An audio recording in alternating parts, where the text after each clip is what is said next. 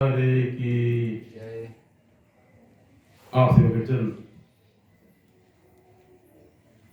अपने सत्ता भाव को लेकर के आज से जगदम्बा महामाया पचड़ी माता के द्वारा उपस्थित होते हैं। ये पचवारी माता जी का कल्याण का दरबार है, यहाँ से समस्त भक्तों का उद्धार हो रहा है, कल्याण हो रहा है। भगत जो भी जिस भाव से दरबार में हाजिरी लगा रहा है, पचवारी माता इस शरण में शरणागत हो रहा है, मत्था को टेक रहा है, जगदम्बा उसी भाव से भक्त के कष्ट कलेश को उबार दे रही है। जुगाड़ से पचवा दरबार में नौ देवियां पचवा दरबार के धरा पर अवतरित हुई। सन 2003 में जब आदेशानुसार प्रथम भंडारा हुआ, महामाया लेना वाली माता जी ने 9 देवियों के संग में लेकर के दरबार में दर्शन प्रदान कर दिया। जो कभी जगदम्बा पटक झटक करके लोट पोट करके खेल करके आती, जगदम्बा महामाया की ऐसी कृपा होगी, दया होगी, जगदम्बा ने मेरे मानव शरीर में 9 देवियों ने शरण लिया, स्थान लिया। इसके बाद महामाया जैसे जैसे आवश्यकता पड़ा जन कल्याण के लिए अपने रूपों स्वरूपों का विस्तार करने लगी। क्योंकि आपके 45 वर्ष की पूर्व महामाया लेना वाली माता जी मेरे मानव शरीर को स्पर्श किया। जब उस समय यह विदित नहीं था कि देवी देवता कैसे आते हैं, या अपने घर परिवार में कोई देवी देवता को जानता नहीं, मानता नहीं, पूछता नहीं। ऐसे में जगदम्बा महामाया स्वयं मेरे मानव शरीर को साधा स्पर्श किया और जगदम्बा पटक झटक करके लूट पुड़ करके आए और अपना नाम स्मरण कराए, नाम बताए। इसको बाद दरबार के परिवार में यह एहसास हो गया कि माता जी का, मेरे मानव शरीर माता जी का प्रादुर्भाव होता है। आप को विदित होगा मेरे द्वारा मानव शरीर से मूर्तियों को बनाया जाता। इसके बाद प्रत्येक नवरात्रि में एक दिन के पूर्व जगदम्बा का आदेशानुसार 9 नारियल चुनरी कपूर अगरबत्ती बांध करके रखा जाता। प्रतीक के रूप में 9 देवियों के 9 नारियल चुनरी कपूर अगरबत्ती बांध करके रख करके उसकी उपासना की जाती। तब मंदिर नहीं था। आज जो माता माता जी सेवा दरबार मंदिर है, वह मेरे मानव शरीर का घर था। इसके बाद उस घर परिवार में दरबार के परिवार कलश रख करके अखंड माता जी की अखंड ज्योति जलाते, 9 दिन पूजा उपासना करते। किंतु मेरे द्वारा इस मानव शरीर से मूर्ति को बनाया जाता। इसके बाद जहां मूर्ति बनता, उस कुष्ठ आश्रम जहां रोड पर मूर्ति बनता, उसी स्थान पर 9 नारियल को, नारियल चुनरी कपूर अगरबत्ती सिंदूर श्रृंगार की सामग्री बांध करके एक प्रतीक रूप में 9 देवियों के प्रतीक रूप में रख करके वेदी बना करके वह कलश स्थापित करके अखंड ज्योति प्रज्वलित होती। इसके बाद जब जगदम्बा महामाया का आगमन होता, 9 देवियां मेरे मानव शरीर को स्पर्श करके आती, स्थान लेती। 9 देवियां, 9 माताएं। इसके बाद जब मूर्ति बनता, मूर्ति का खाना चलता, तमाम भीड़ भाड़ होता, नवरात्रि में लोग आते वहां मत्था टेकते कि माता जी का स्थान, माता जी दरबार है। तब यह विदित नहीं था कि आज जो माता नारियल में स्थान ले रही है, एक प्रतीक के रूप में अपनी पूजा कर रही है, पुजा रही है, यह कभी 9 देवियों के रूप में दरबार में स्थापित भी हो जाएंगी। तब यह विदित नहीं था। ये तो जगदम्बा की लीला है। कहा जाता है अगर अपार कोई जान नहीं पाया, तो जगदम्बा 9 देवी के रूप से उस नारियल चुनरी के प्रतीक के रूप में स्वयं पूजाती, उनकी पूजा उपासना होती। इसके बाद जो नारियल चुनरी बांध करके रखा जाता, वह स्वतः फट जाता, उसको तोड़ने की आवश्यकता नहीं पड़ती। यही जो नारियल प्रतीक रूप में जगदम्बा के नाम पर एक एक देवी के नाम से कलकत्ता, विंध्याचल, मैहर, लेहरा, इसके बाद नैना माता, मुंबा माता, जोता वाली माता, इन 9 देवियों के नाम से जो प्रतीक के रूप में जो नारियल स्थापित किया जा रखा जाता, उसको तोड़ने की लास्ट में आवश्यकता नहीं पड़ती, वो स्वतः टूट जाता। ऐसी माता जी का चमत्कार, ऐसी माता जी की लीला। इसके बाद 9 दिन तक नवरात्रि में वह अखंड ज्योति प्रज्वलित होता। अब 10वें दिन जगदम्बा महामाया के आदेशानुसार उसको यानी उसका विसर्जन किया जाता। यानी नारियल को तोड़ने की आवश्यकता नहीं पड़ती, वो स्वयं से स्वतः अपने आप टूट जाता। ऐसी पचवारी माता जी का लीला, ऐसा पचवारी माता का चमत्कार मुझे विदित होता है। जब मूर्ति का खाना बनता, चलता, नवरात्रि में ही मूर्तियों को लोग ले जाते, काफी भीड़ भाड़ रहता, काम काज तरह लोग व्यस्त रहते, किस और अखंड ज्योति को ध्यान देने का, जलाने का ध्यान देने का समय ही नहीं मिलता। किंतु जगदम्बा महामाया कैसे लीला एक बार अखंड ज्योति प्रज्वलित हो जाती, कहा जाता मेरा तेल बाती की दिया अपने मार्ग पर प्रज्वलित होता, लोग भक्त आते हो दर्शन करते मत्था टेकते और जगदम्बा महामाया का गुणगान गाते, ऐसे बचौली मत माजा। मेरे को देखा क्या ऐसे में जो भक्त उस प्रतीक के रूप में जो स्थान बना, चलता फिरता स्थान यानी स्थान बना, जब तक कार्य होता था तब तक वह स्थान रहता था, या फिर नवरात्रि में रहता था, उसके बाद उसको हटा दिया जाता। वहां जिन जिन ने मत्था टेका उनका भी कल्याण होगा।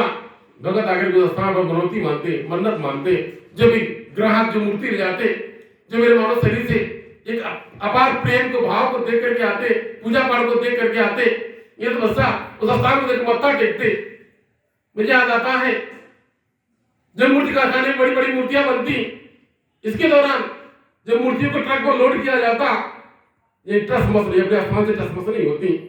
एक बच्चा सभी लोग थक जाते, हार जाते, तब जाके उसी में से कोई कहता, मतलब मेरे पास आता कि चल के माता जी को स्पर्श कर दीजिए, क्योंकि आप माता जी को बहुत ज्यादा मानते, माता जी बड़ी पूजा उपासना करते हैं, इसलिए आपका पंडाल छोड़कर माता जी जाना नहीं चाह रही है। सचमुच में आग्रह करते, निवेदन करते, प्रार्थना करते कि चल करके एक बार स्पर्श कर दीजिए।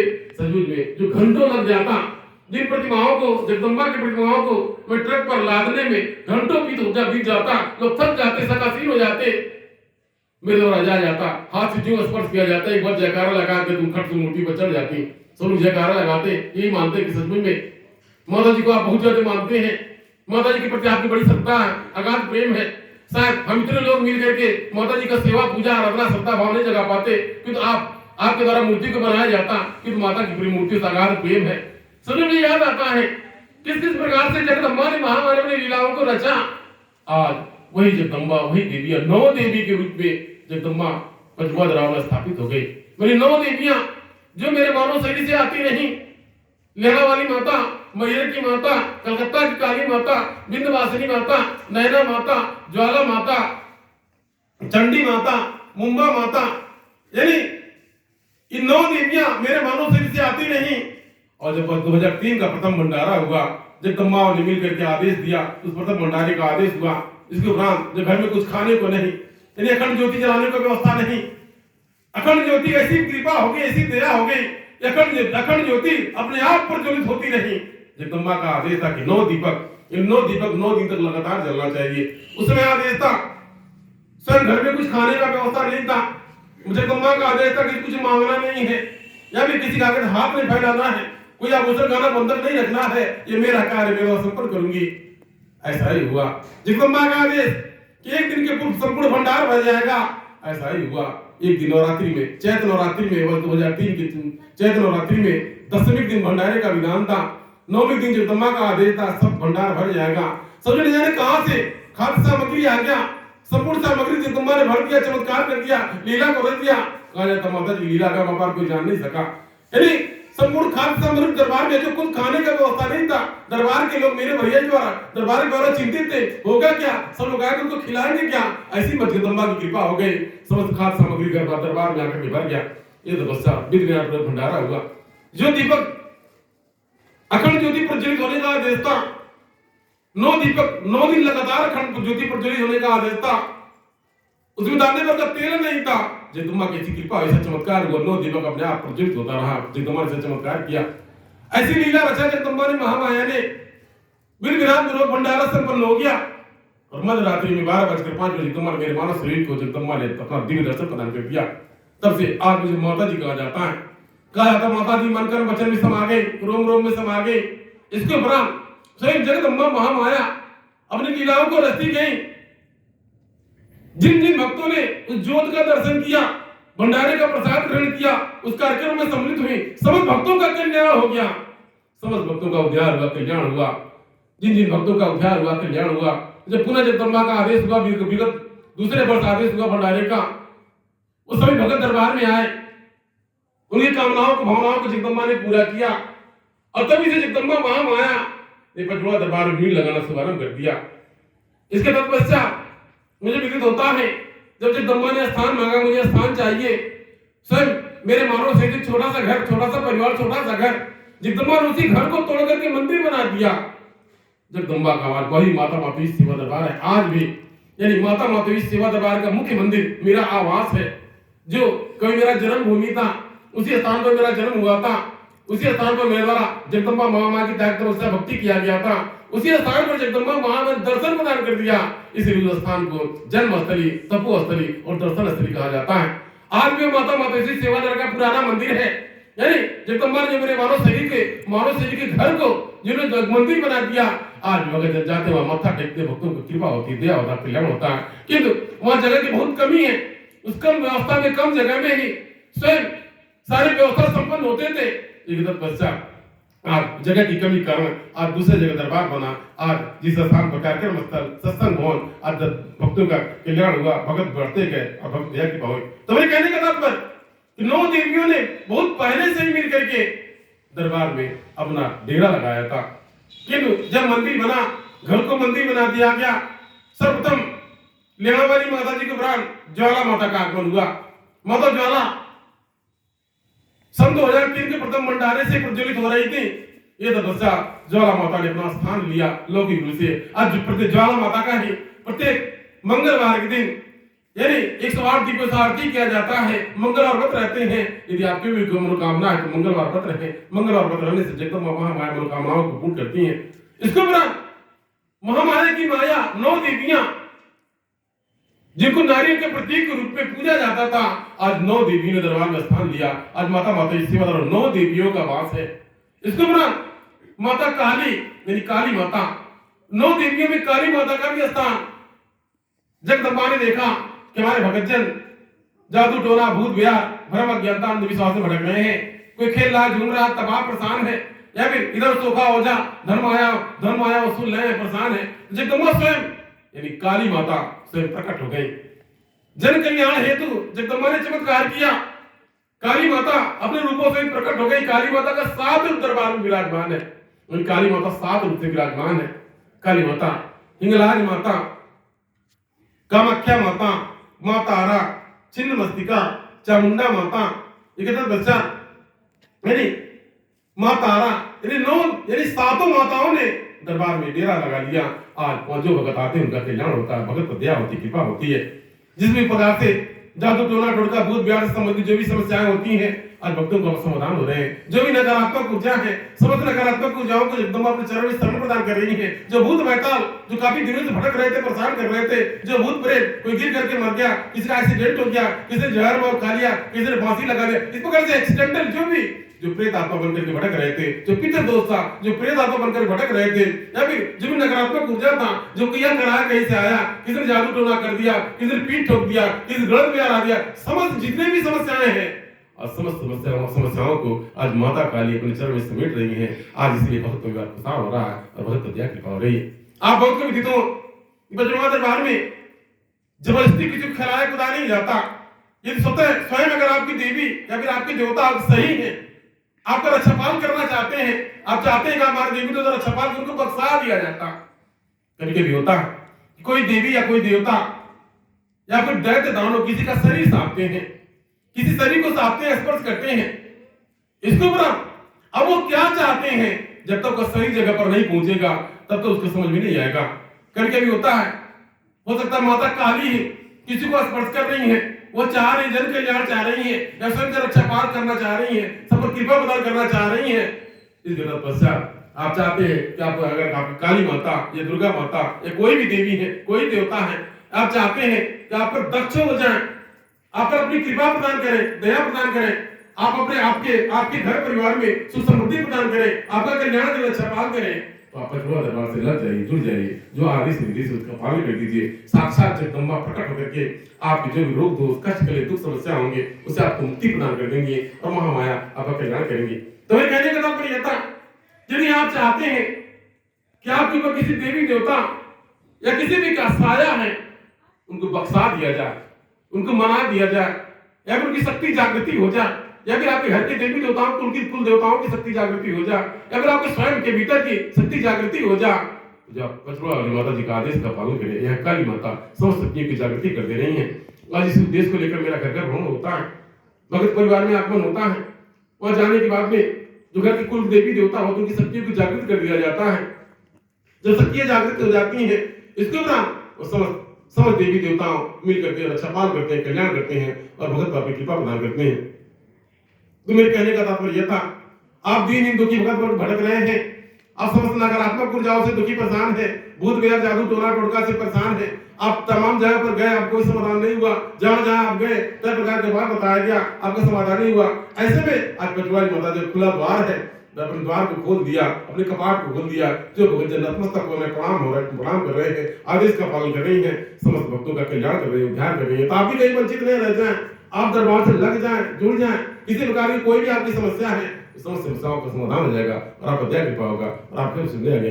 अगर आप चाहते हैं कि आपके घर की देवी देवता बलि न लें, यानी खसी भेड़ा कबूतर इत्यादि की बलि न, अगर आप चाहते हैं आपकी देवी देवता मतलब साकार रूप से यानी मान जाए, ताकि आप पीढ़ी दर पीढ़ी पूजा पाठ को चढ़ाएं, आप पचवाली माता जी का आदेश का पालन के दरबार में आ जाए। दरबार में क्योंकि काली माता को, पचवा दरबार में काली माता को किसी जीव की बलि नहीं दी जाती, इसके तत्पश्चात नहीं उसी प्रकार से आपकी देवी देवता को मना दिया जाएगा। जगदम्बा स्वयं आपकी देवी देवता को मना देंगी, इसके तत्पश्चात देवी देवता मान जाएंगे, उसी प्रकार से पूजा पाठ चलाते रहे दया कृपा। तो मेरे कहने का तात्पर्य था, इसी प्रकार से जगत जननी जगदम्बा सर्वज्ञ है, जो कड़कड़ में आकाश पाताल पृथ्वी में व्याप्त है।